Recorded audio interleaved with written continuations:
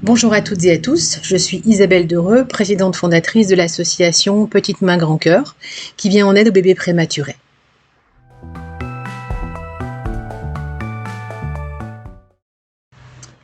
Petite Main Grand Cœur est une association loi de 1901, elle est de plus reconnue d'intérêt général depuis 2022 et à ce titre ouvre droit à des réductions d'impôts.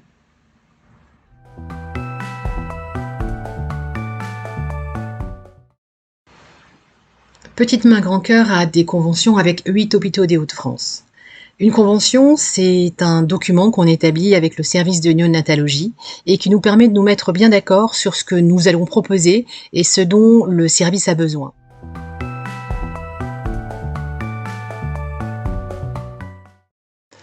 C'est vraiment important parce que quand on est bénévole et qu'on s'investit dans une association, on y met beaucoup de temps, beaucoup d'énergie, beaucoup d'amour aussi. Et donc c'est pour ça qu'il est nécessaire de s'assurer que ce qui est fait au niveau de l'association pourra être offert à ses destinataires. Et pour nous, ce sont les bébés prématurés essentiellement.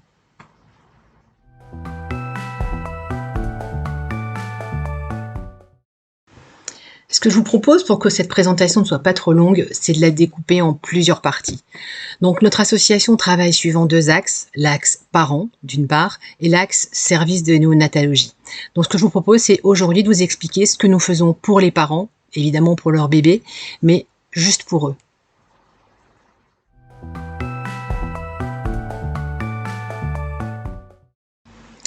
Nous offrons donc des kits de première nécessité. Donc qu'est-ce qu'un kit de première nécessité? Donc, il se compose de choses uniquement réalisées par les bénévoles de l'association.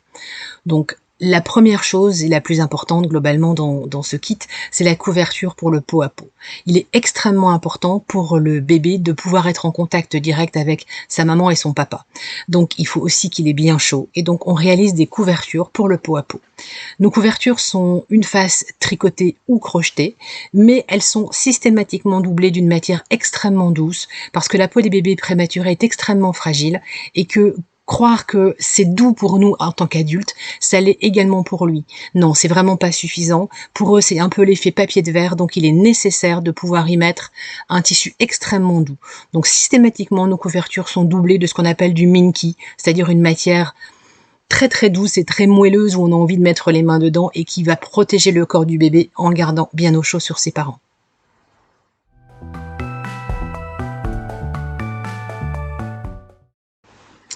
Il y a un autre élément vraiment très important également dans nos kits, c'est ce qu'on appelle les caréodeurs. Alors les caréodeurs sont par deux. On se débrouille pour qu'ils soient très jolis, même si ça n'est pas franchement nécessaire pour ce à quoi ils sont destinés. Le but, c'est d'en mettre un avec bébé dans la couveuse, l'autre avec la maman, et ensuite on alterne pour maintenir le lien olfactif mère-enfant.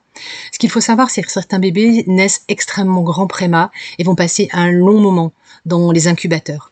Donc des longues périodes aussi de séparation des parents, et il est vraiment important que ce lien olfactif soit maintenu. Donc ces carrés, en plus d'être jolis, permettent de réaliser cette action.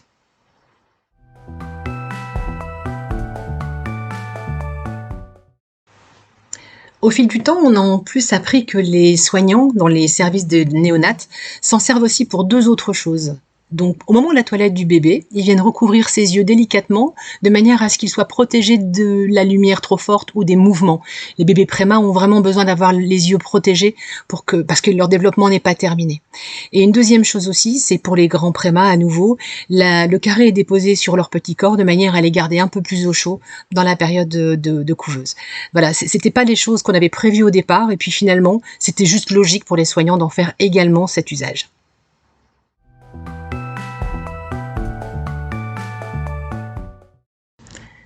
Dans notre petit trousseau, il y a autre chose qui est vraiment intéressant, c'est la brassière et les chaussons. Alors clairement, la brassière ne sert pas forcément rapidement, surtout pour les grands prémas. Néanmoins, les chaussons qu'on glisse avec cette brassière ont une particularité.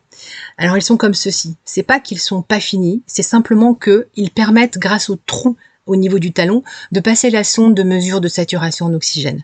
Donc ça permet de ne pas avoir à fixer trop au niveau du pied du bébé et d'avoir un trou pour laisser repasser naturellement le câble de monitoring.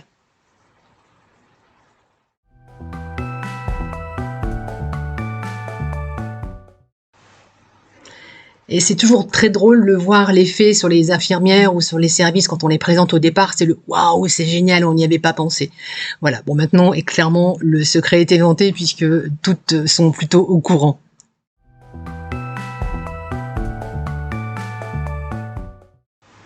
Il y a encore d'autres choses dans notre trousseau, et notamment des bonnets. Les bonnets, dans notre association, on a fait le choix de les réaliser en jersey de coton, en concertation avec les services de néonat, parce qu'on a trouvé que c'était plus confortable porter dans les incubateurs, avec la chaleur, les lampes, etc. Ensuite, on a également un bavoir. Alors au départ, ils étaient tout petits, et on nous a dit, oh, tu sais, les bébés, ils ont beau être très petits, même malgré tout, ce sont quand même des sacrés vomitos au départ. Donc on a changé la taille de nos bavoirs, on les a agrandis un petit peu.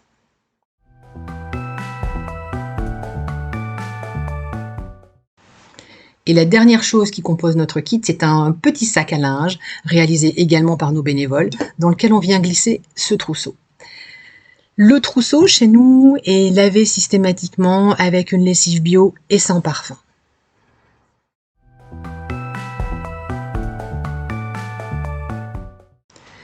Si nous offrons ces kits déjà lavés, c'est pour permettre aux parents qui n'habitent pas nécessairement tout près de l'hôpital, surtout pour les parents de grands prémas, de pouvoir les utiliser rapidement. On avait envisagé de l'arrêter, mais en concertation avec les services de néonat avec lesquels nous avons des conventions, il a été convenu qu'on continue parce que c'est vraiment un service confortable pour les parents.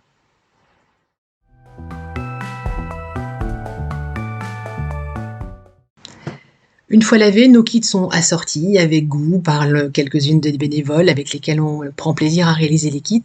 Ensuite, ils sont emballés dans des sachets en plastique. Alors on pourrait se dire, c'est pas bien, c'est du plastique, mais alors déjà nos plastiques sont réutilisables, il faut le savoir. Ils sont responsacs, comme ils s'appellent.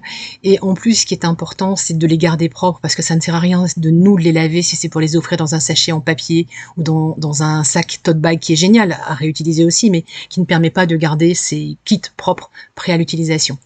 Donc c'est le choix que nous avons fait au niveau de l'association.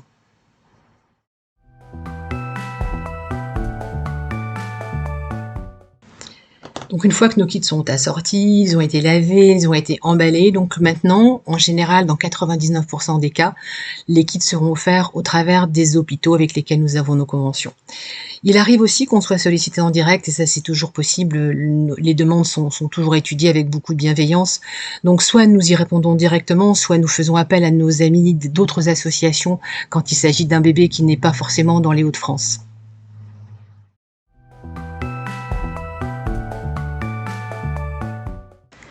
S'il s'agit d'un bébé lyonnais, nous avons nos copines de Petites Plumes Dora. S'il s'agit d'un petit breton, nous avons Préma Bretz. S'il s'agit d'un bébé franc-comtois, nous avons nos amis de Au fil des Prémas. Et enfin, en Vendée, les mini koalas. On trouve toujours une solution pour un bébé préma.